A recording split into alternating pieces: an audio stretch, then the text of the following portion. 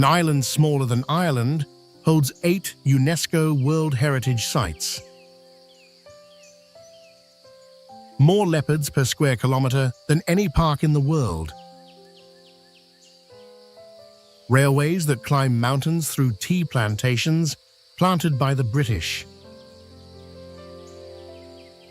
Ancient kingdoms that built fortresses on rock columns rising 200 meters straight up. Beaches where blue whales pass so close you can see them from shore.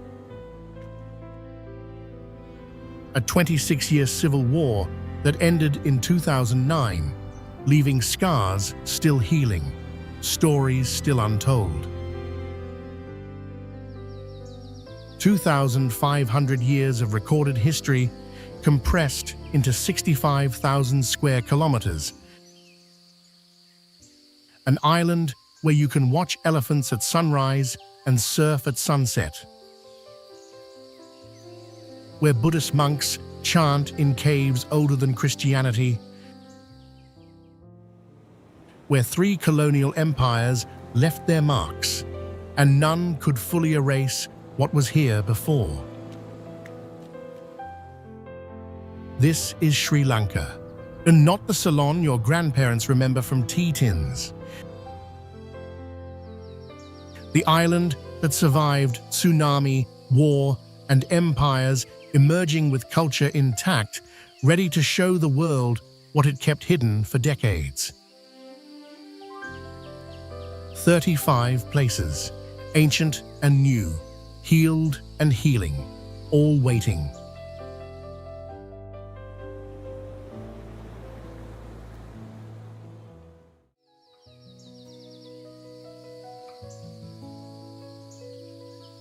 A rock column rising 200 meters from flat jungle. Sigiriya is vertical ambition carved in stone. King Kashyapa built his palace on top in the 5th century, paranoid about his brother's revenge after murdering their father. So he moved the capital to a rock. The climb is 1,200 steps through gardens, past frescoes of celestial maidens painted 1,500 years ago, colors still vivid. Halfway up, the Lion's Gate, massive paws carved from stone, all that remains of a lion's head that once framed the entrance. The final staircase was between the lion's jaws. At the summit, palace ruins spread across the flattened top. Pools, chambers, throne platforms, all engineered at heights that make construction seem impossible. The views justify the climb. 360 degrees of jungle, distant mountains, and the geometry of water gardens below, laid out with mathematical precision. Sigiriya isn't just ruins. It's proof that 5th century Sri Lankans built vertically when most civilizations built flat, creating wonder that still works 15 centuries later.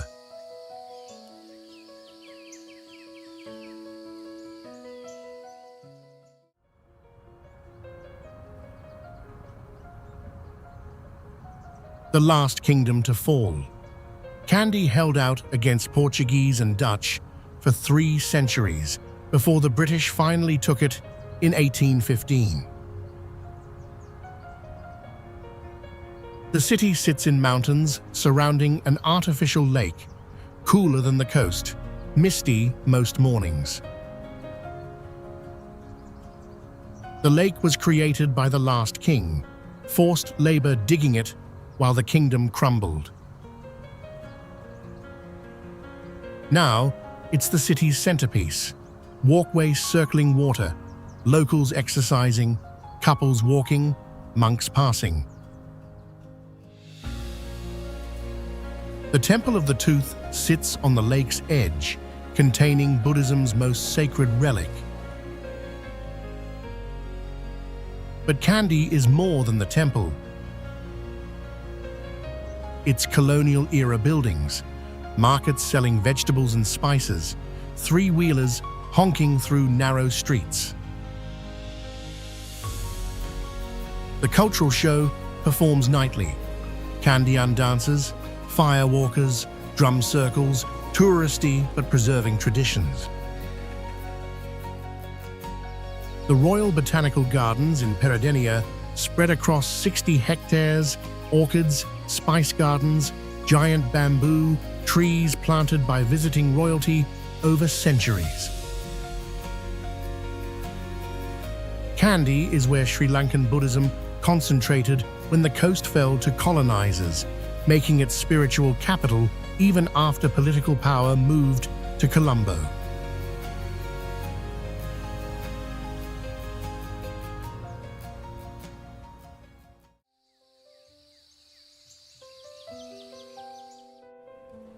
The tooth of the Buddha, or so they claim. Whether you believe doesn't matter. Sri Lankans do. The tooth arrived in the 4th century, hidden in a princess's hair, fleeing India. Since then, whoever holds the tooth holds legitimacy to rule. Wars were fought over it. The Portuguese claimed to have stolen and destroyed it. But another tooth appeared. The British tried to downplay its importance. Failed. The temple complex is layers. The octagon, the main temple, the inner chamber where the tooth rests in 7 nested caskets, gold within gold. You don't see the actual tooth. The casket is displayed 3 times daily during puja, devotees crowding, offerings piled, drums thundering, the energy intense. The tooth survived bombings during the Civil War, the LTETE trying to destroy Sinhalese Buddhist symbols. The temple was rebuilt. The tooth remained. Sri Pada, Adam's Peak, is visible from certain points, pilgrims climbing through the night to reach the summit by dawn. Footprint at the top, claimed by 4 religions, shared sacred geography.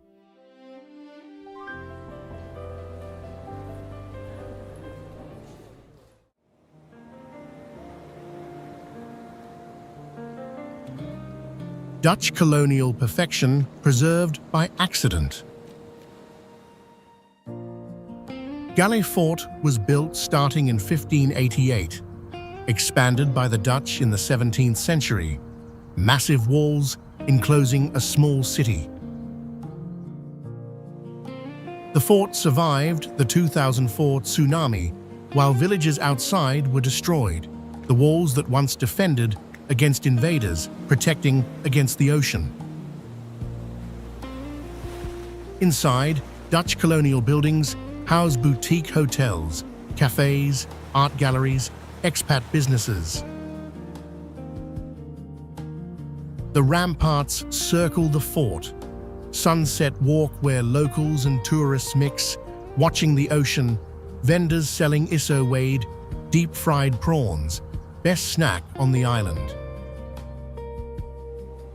The lighthouse stands white against blue, operational since 1939. The streets are named in Dutch, Leenbaan, Church Street, architecture mixing Portuguese foundations with Dutch improvements and British additions. GALLE is lived-in heritage, not museum. Her families have occupied the same houses for generations. The cricket stadium sits inside the fort walls, the most scenic cricket ground on Earth. Ocean on 2 sides, GALLE is what happens when history becomes home instead of attraction, when preservation means use, not abandonment.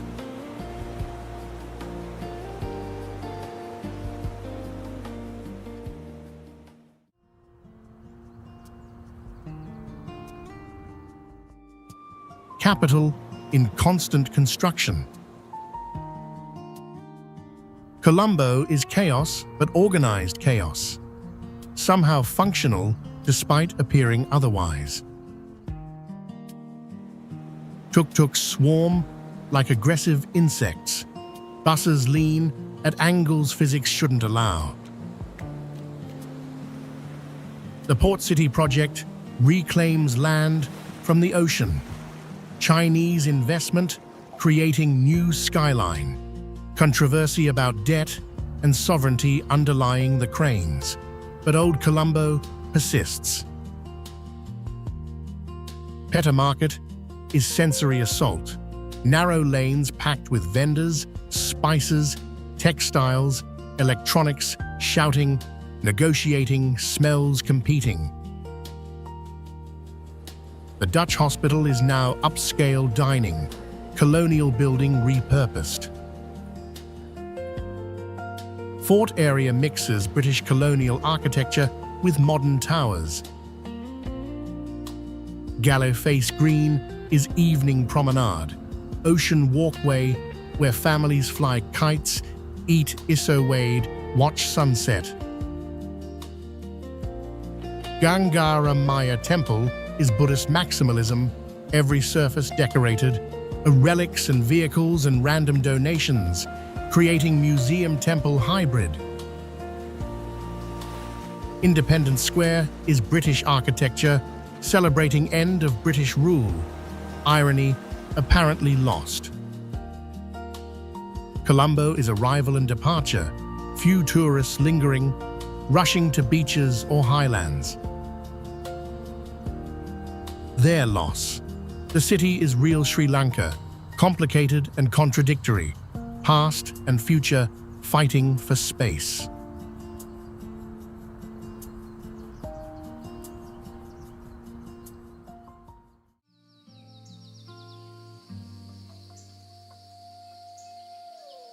Five caves carved into rock overhang filled with Buddhas. Over 150 statues, some tiny, some massive, all staring, creating space that feels alive despite being stone. The largest cave has a reclining Buddha 14 meters long. The ceiling painted in frescoes showing Buddha's life. Colors surviving centuries of candle smoke. The caves have been active temples for 2,000 years, additions in every century, creating archaeological layers.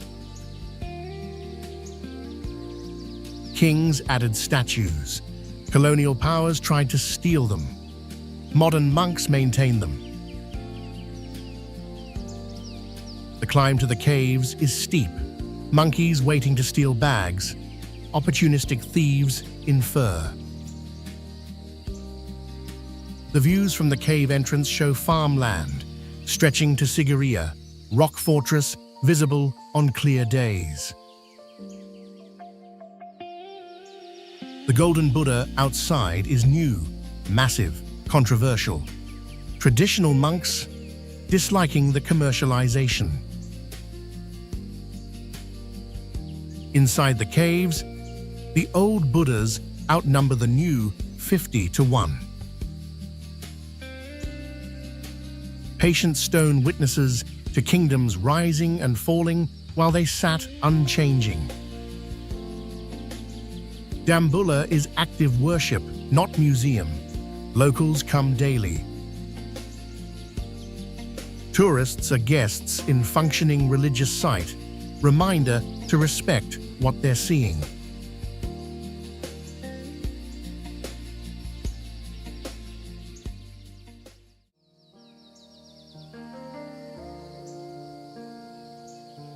Little England in the tropics. The British created NUWARA ELIYA as hill station, escape from coastal heat, building mock Tudor houses, golf courses, racetracks, pretending they were still home. The architecture is bizarre. English cottages surrounded by tea plantations, post office that looks transported from Cotswolds, grand hotels serving high tea. The climate cooperates, cool enough for fireplaces, misty, occasionally cold by Sri Lankan standards. Tea estates cover every hill, green geometric patterns, pickers with baskets moving through rows. The tea factories offer tours, seeing leaves withered, rolled, oxidized, sorted, the process that made Ceylon tea famous. Gregory Lake sits in town center, paddle boats, walking path, families picnicking. The town is touristy, hotels overpriced, but the surrounding area is beautiful. Horton Plains is nearby, World's End, the dramatic cliff drop. The train journey here from KANDY or ELIYA is legendary. Windows open, tea plantations, tunnels, bridges, curves that make passengers lean together. NUWARA ELIYA is colonial legacy turned tourist attraction, strange and charming.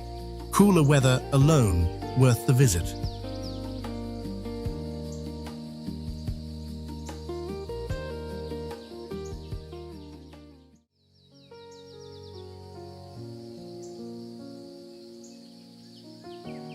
Backpacker town that grew up. ELIYA sits in hill country, surrounded by tea plantations, viewpoints, waterfalls, perfect adventure base. The town is one main street, cafes serving banana pancakes, guest houses ranging from budget to boutique, travel agencies selling trekking tours. Little Adams Peak is the easy hike, 90 minutes round trip, viewpoints showing ELIYA Gap, valley framing distant coast on clear days. ELIYA Rock is harder, 3 hours, local guide recommended, summit offering 360 views. Ravana Falls crashes beside the highway, swimmable pool at base, legend saying, Ravana from Ramayana hid Sita here. 9 Arches Bridge is ELIYA's icon, train crossing at scheduled times, photographers gathering, colonial-era engineering still functional. The vibe is relaxed, digital nomads working from cafes, of backpackers extending stays indefinitely, couples honeymooning in hill country romance. ELIYA is beautiful, but discovered, prices rising, authenticity questionable, development threatening to ruin what made it special. Visit soon before it becomes what every popular place becomes, expensive and crowded, and nothing like the stories older travelers tell.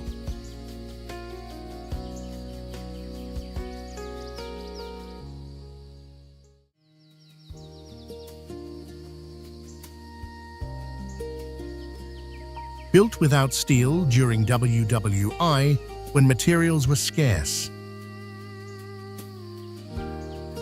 The 9 Arches Bridge curves through jungle, colonial engineering, creating structure beautiful enough to be tourist attraction century later.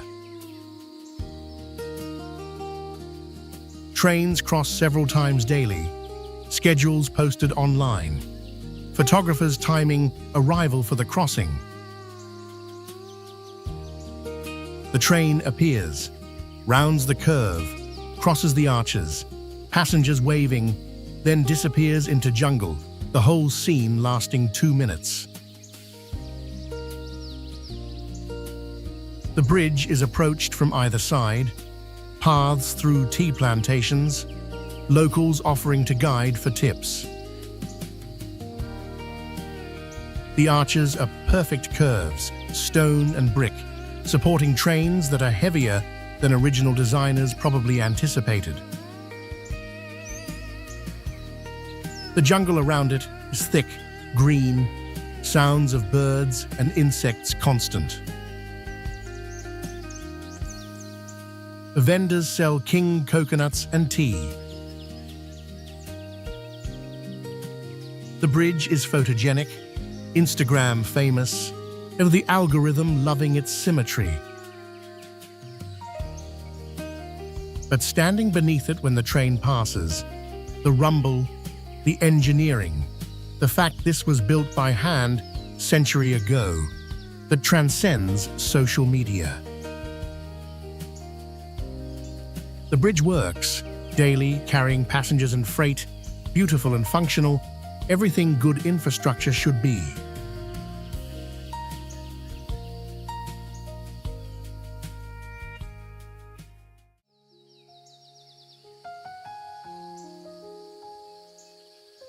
Plateau at 2,300 meters, cloud forest, grasslands, ecosystem unique to Sri Lanka's highlands.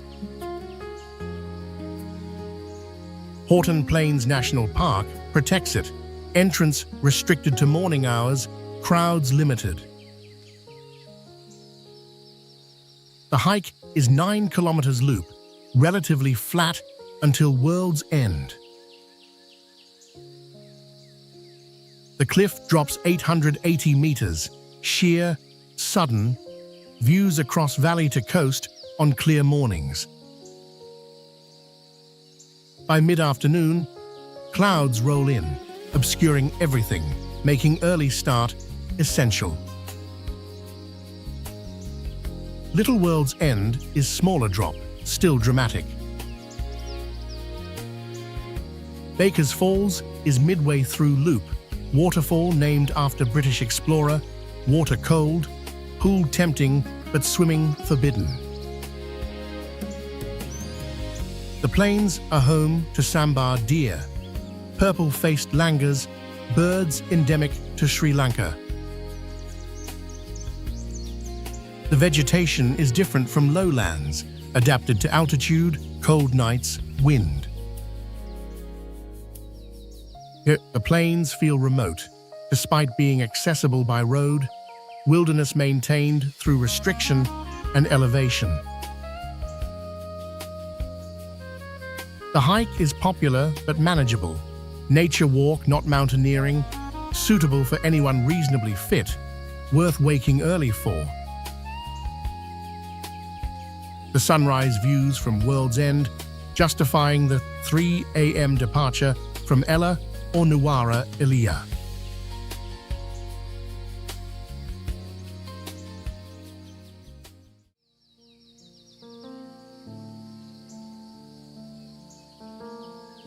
Highest leopard density anywhere on Earth.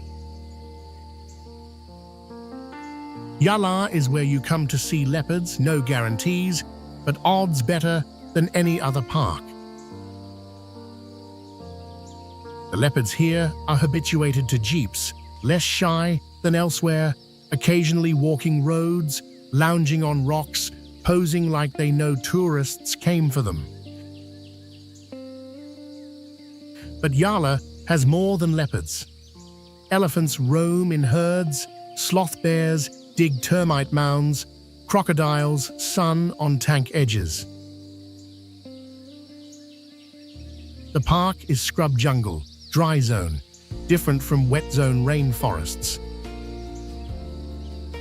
Tanks, ancient reservoirs built by Sinhalese kings, dot the landscape, water sources attracting wildlife. The park's southern section borders ocean, beaches where elephants sometimes wade, surreal sight.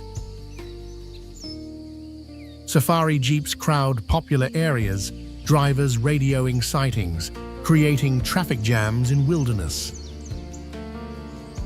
The eastern block is quieter, fewer jeeps, similar wildlife, better experience.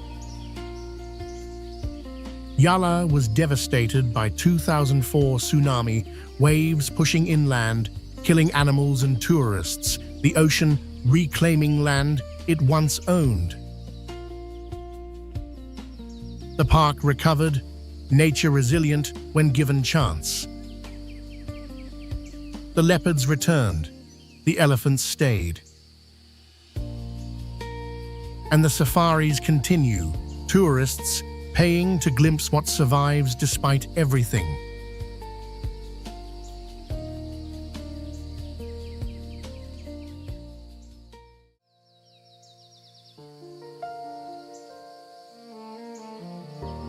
Elephant Park, UDAWALAWE, is where you come when leopards don't matter and elephants are enough. The park has over 600 elephants. Herds visible daily, guarantee almost certain. The landscape is different from YALA. Grasslands, scattered trees, reservoir dominating center. The elephants gather near water, bathing, drinking, playing, herds mixing. Babies stick close to mothers, learning behaviors that keep them alive. Bulls wander alone, occasional aggression reminding observers these are wild, unpredictable, despite appearing calm. The park is less crowded than YALA, cheaper, focused on elephants, delivering what it promises. The Elephant Transit Home sits outside the park, orphanage for baby elephants whose mothers were killed or who were abandoned. The babies are bottle-fed, raised until old enough for release. Conservation through rehabilitation. Visitors watch feeding times from distance, the babies adorable, the tragedy behind their presence sobering. UDAWALAWE is straightforward, elephants in natural habitat, no pretense, no overcrowding yet. Park doing its job, protecting animals while allowing controlled tourism, balance that's difficult but possible when managed properly.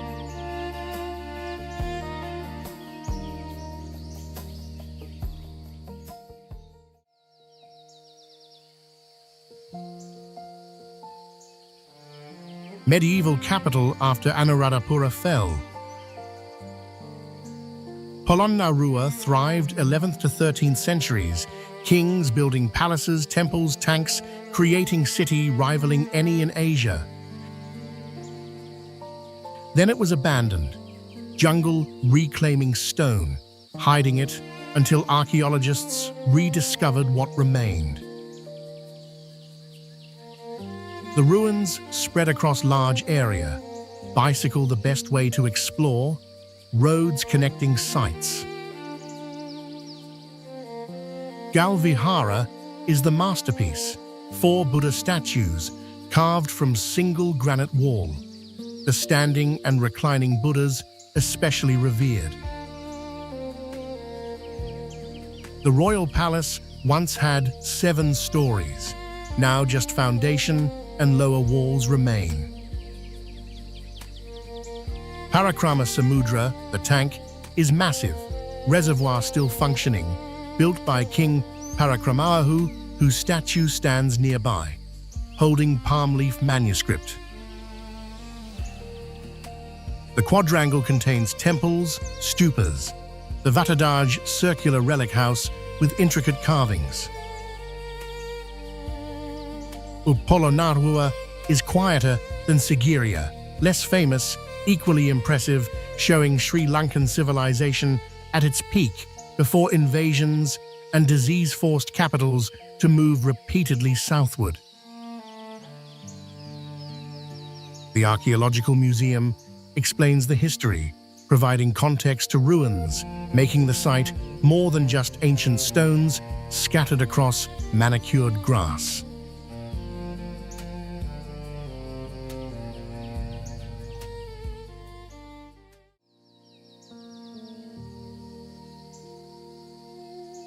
The first capital, ANURADHAPURA, was founded in the 4th century BC, Sri Lanka's political and religious center for over 1,000 years.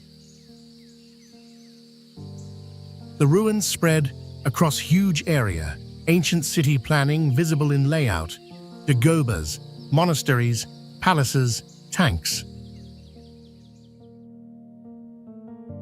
Sri Mahabodhi is the sacred fig tree, grown from cutting of the tree under which Buddha attained enlightenment. Brought to Sri Lanka in the 3rd century BC, making it the oldest documented tree on Earth. Pilgrims visit daily, white-clothed devotees circumambulating, offering flowers, the tree holy beyond description.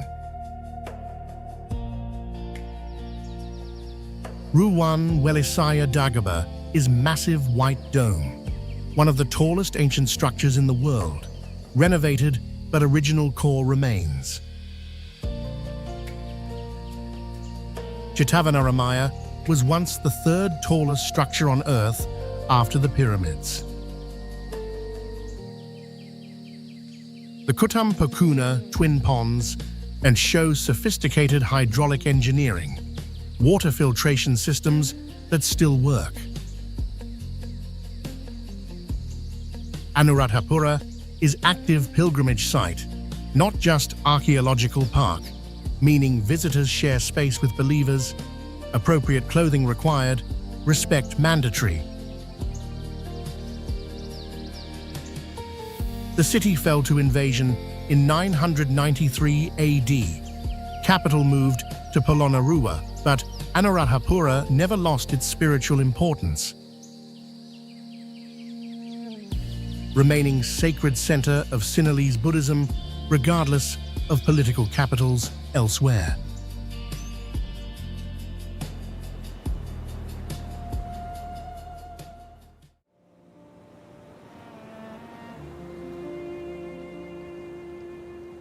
Beach town that balances tourism and local life better than most. MIRISSA is surf, seafood, whale watching, laid-back atmosphere. The beach curves gently, coconut palms, beach bars, wooden boats pulled onto sand. The surf is beginner-friendly, waves consistent, surf schools everywhere, cheap lessons. The real draw is offshore.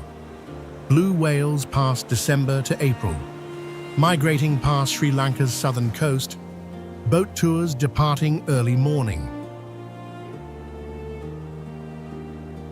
The whales are massive, largest animals ever to exist. Seeing them surface is humbling. Dolphins often accompany boats, sometimes hundreds, surfing bow waves. The tours are controversial, boats getting too close, disturbing animals. Regulations exist, but enforcement is lax. On land, MIRISSA is restaurants, guest houses, sunset watching. Parrot Rock is small island connected at low tide, a viewpoint showing the bay.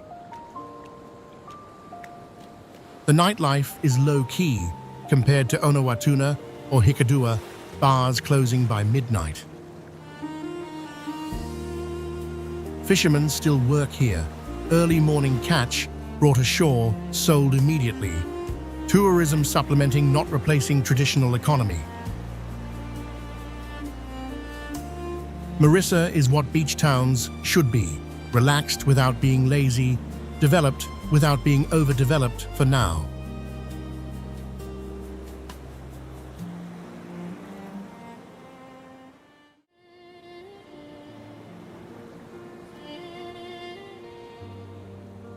resort beach south of Colombo. BENTOTA is package tourism, all-inclusive hotels lining the beach, jet skis, banana boats, water sports. The beach is wide, sand decent, water swimmable, nothing spectacular, but functional. The BENTOTA River offers boat tours through mangroves, crocodiles sunning on banks, monitors swimming, birds everywhere. The Brief Garden is nearby. Beavis Bauer's estate, landscape architect brother of famous architect Geoffrey Bauer. Gardens showing what tropical landscaping can achieve when money and creativity combine. Lunuganga, Geoffrey Bauer's country estate, is architecture and nature integrated. Buildings opening to gardens, water features, every angle composed. The Galapata Temple sits on hilltop, views across river and ocean, murals showing colonial-era Sri Lanka, Dutch ships in harbour, a historical record in religious art. BENTOTA is easy, convenient, close to Colombo, suitable for families and tourists wanting beach without adventure. It's not authentic, whatever that means anymore. It's comfortable. Sometimes that's enough. Sometimes comfort after long flights and culture shock is exactly what's needed before venturing to more challenging destinations elsewhere on the island.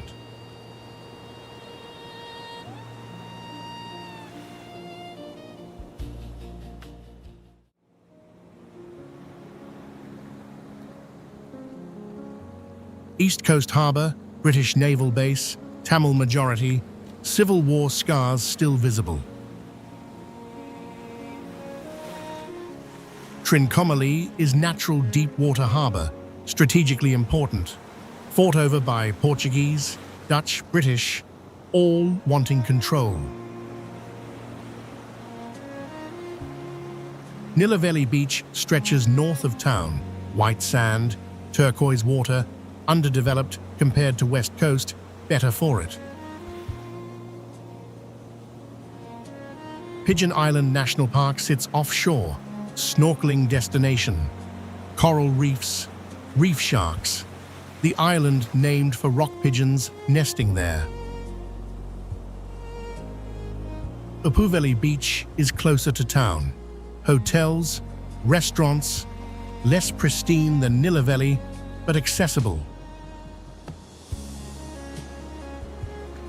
Koneswaram Temple crowns Swami Rock, Hindu temple overlooking harbour, the original destroyed by Portuguese, current structure rebuilt, pilgrims and tourists sharing space. Fort Frederick is British construction on Portuguese foundation. Military still uses parts, restricting access. The hot springs at Kania are 7 wells, lukewarm water that locals claim has healing properties. Trincomalee suffered during Civil War. LTTE controlled the area for years. Battles damaged infrastructure. Peace brought development, tourism growing, potential enormous. The East Coast still less discovered than West, beaches better, crowds smaller, authenticity higher.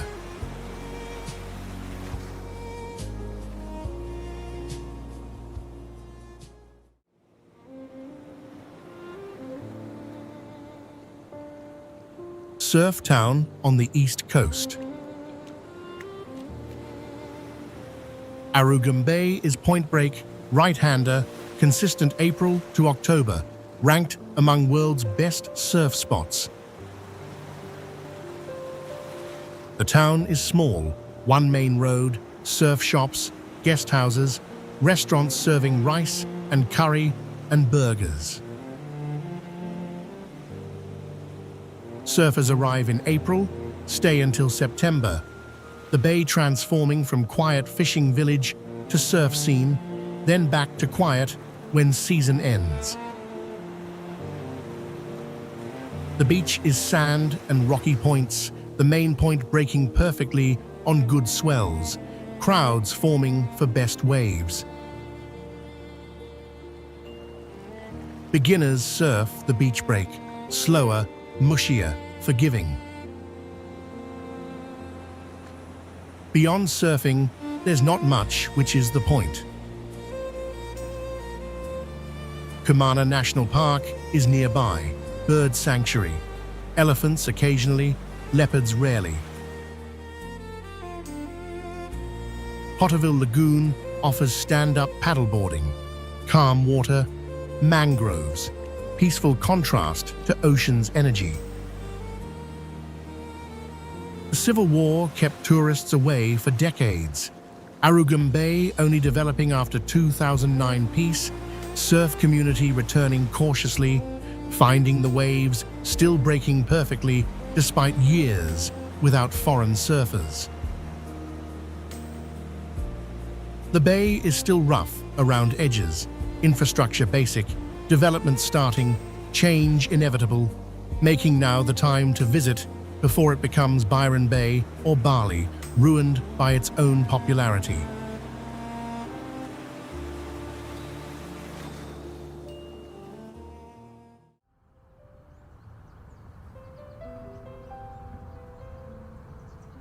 Tamil North, culturally distinct, geographically isolated, rebuilding from war. JAFFNA was LTTE headquarters. Battles destroyed much of the city, displacement emptied it. Peace brought people back, but scars remain visible. The fort is Portuguese and Dutch construction, massive walls, moat, interior buildings destroyed during war, restoration ongoing. Nellore Temple is Hindu, gold-plated roof, elaborate gopuram, festivals drawing thousands, Hinduism's strength in north contrasting Buddhist majority south. The library was famous, colonial-era building holding ancient manuscripts, burned in 1981 riots, rebuilt, symbol of cultural resilience. The causeway connecting JAFFNA to mainland was built during war, military access route, now civilian highway, shortening what was long boat ride. The islands north of JAFFNA, Delft, Nedanthivu are bicycleable, wild horses roam, baobab trees grow, legacy of Portuguese bringing them from Africa. JAFFNA is different from the rest of Sri Lanka. Tamil language, Hindu majority, food spicier, culture closer to South India than Colombo.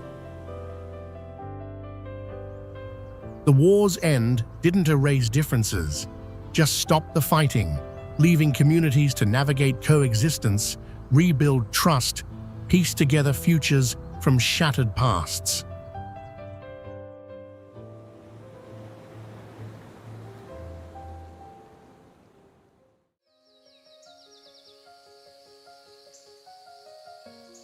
Sacred mountain climbed by pilgrims of 4 religions. The summit holds a footprint, claimed by Buddhists as Buddhas, Hindus as Shivas, Muslims and Christians as Adams, making the peak shared holy ground. The pilgrimage season runs December to May, thousands climbing nightly, chain of lights snaking up the mountain. The only way to summit without overheating is climbing in darkness. The stairs start at midnight, thousands of steps, pilgrims chanting, rest stop selling tea, the climb communal, everyone encouraging each other.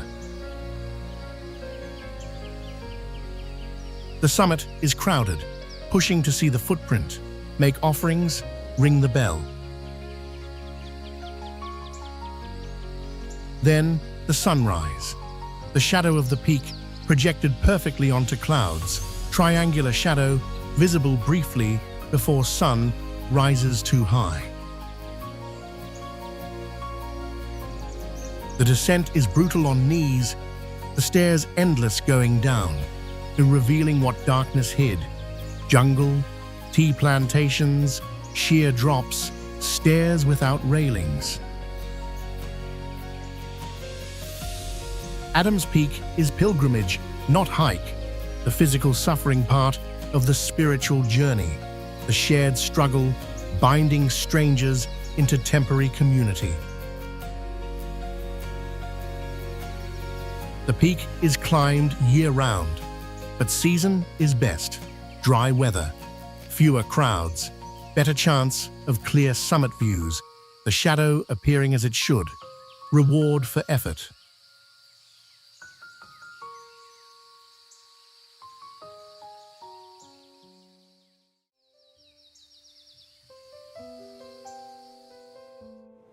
River town, rafting center, film location. KITULGALA is on the Kalani River, whitewater rapids, rafting companies running trips, class 2 and 3 rapids, exciting without being dangerous, suitable for beginners. The town is small, few guest houses, restaurants, tourism seasonal. The rain is constant.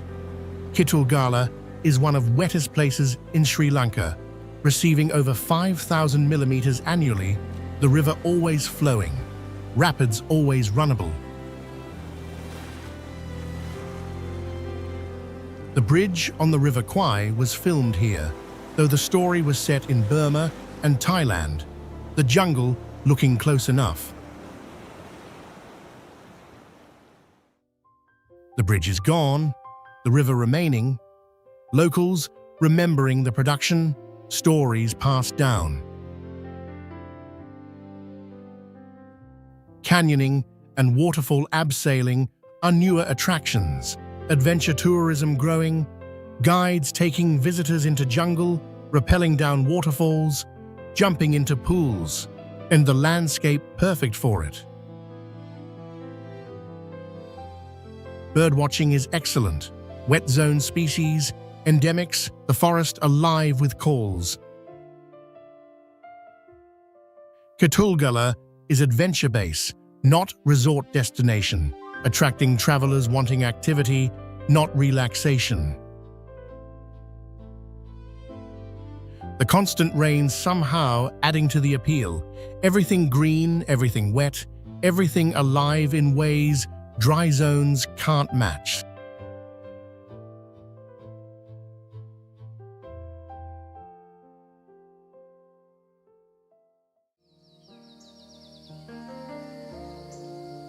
The gathering. Dry season, July to September, elephants converge on MINNERIYA tank. Ancient reservoir built 1600 years ago. Water source when elsewhere dries up. 300 elephants sometimes gather. The largest wild elephant congregation in Asia. Herds mixing, bulls competing, babies playing. The spectacle is predictable. The elephants need water. The tank provides it, creating safari experience nearly guaranteed. The park is smaller than YALA or UDAWALAWE, focused on the tank and surrounding grasslands, elephants the main attraction. The tank itself is impressive engineering. King Mahasan built it in the 3rd century AD, irrigation system still functioning, supporting rice cultivation and wildlife. The safaris are similar to other parks, jeeps, guides, driving around, looking for animals. The difference being the numbers, the concentration making sightings certain. The park is less famous than YALA, cheaper, less crowded, delivering elephant experiences rivaling anywhere in Sri Lanka. The gathering is seasonal. Outside those months, the elephants disperse, making timing important. But during peak season, MINNERIYA is where nature performs at scale. Elephants by the hundreds, reminder that Sri Lanka's wildlife survives despite small island, high population density, conservation possible when prioritized.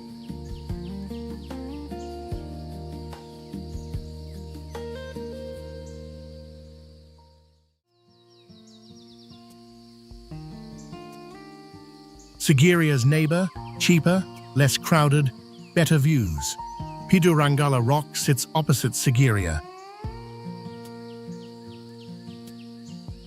The climb shorter, easier, the summit offering views of Sigiriya rock from across the valley, the rock fortress photogenic from distance in ways it isn't from on top.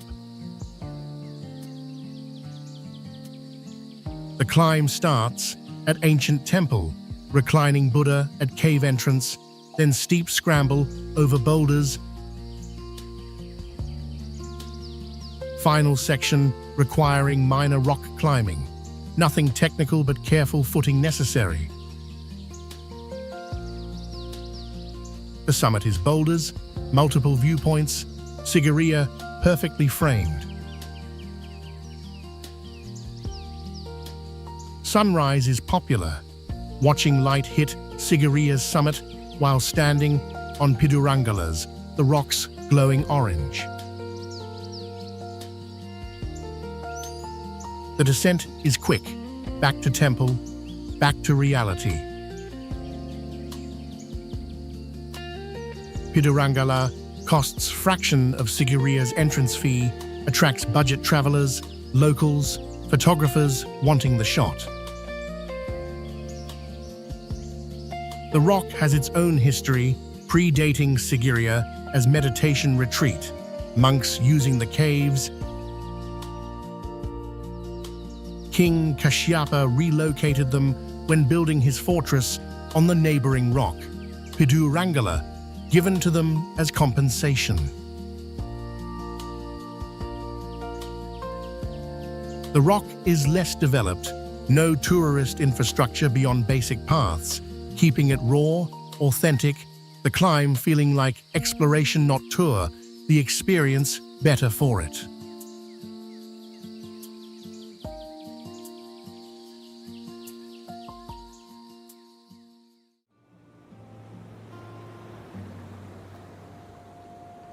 Beach town near airport.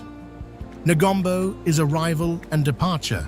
Tourists staying overnight before early flights, after late landings, using the beach as transition. The town has fishing culture, Portuguese and Dutch colonial history, Catholic majority unusual for Sri Lanka. The Dutch Canal runs through town, small boats navigating, houses backing onto water.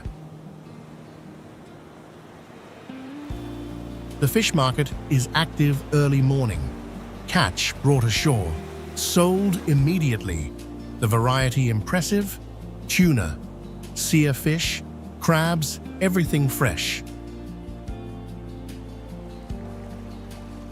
The beach is functional, sand decent, water swimmable but nothing special. Resort hotels lining the shore, catering to transit tourism. The town's churches are impressive. St. Mary's Church is massive. Services held in Sinhala and Tamil. architecture Portuguese influenced.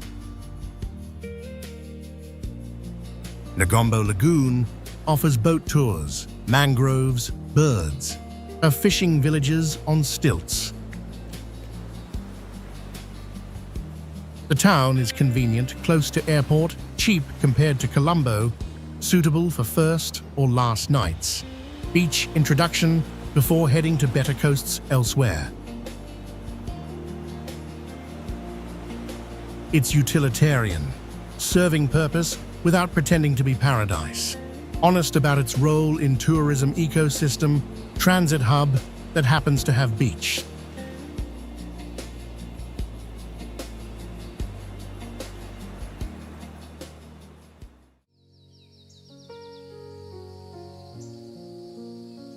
Kitesurfing peninsula on northwest coast. Kalpitia is wind, flat water lagoons, perfect conditions April to October, making it kitesurfing destination rivaling anywhere. The peninsula is sand, lagoons, fishing villages, Portuguese fort ruins, very little development. Kite schools line the lagoon, gear rentals, lessons, the sport dominating what little tourism exists. Beyond kitesurfing, there's dolphin watching, spinner dolphins in hundreds, boat tours departing early morning, the dolphins acrobatic, spinning, jumping, performing. The bar, sand spit, extending into ocean, offers island-hopping boat trips, snorkeling, seafood barbecues. The area is remote, roads rough, accommodation basic, keeping crowds minimal. Development is starting, investors seeing potential, change coming, the usual story. The Catholic influence is visible, and churches in fishing villages, statues of Mary, Portuguese legacy lasting centuries after they left. Kalpitia is niche destination, wind sports enthusiasts, wildlife watchers, people seeking undiscovered coasts. It won't stay undiscovered. The wind and wildlife too good, tourism inevitable. The question is whether development will ruin it or enhance it, whether Kalpitia can grow without losing what makes it special.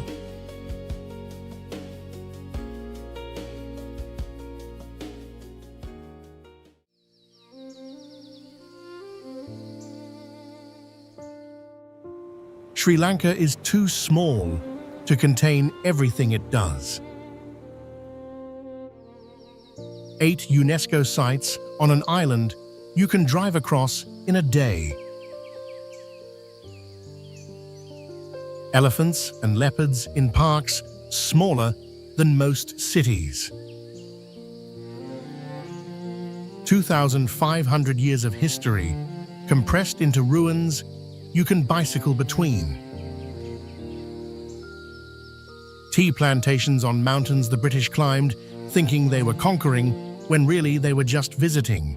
Their empire lasting decades, the island's culture lasting millennia, outlasting everyone who tried to claim it.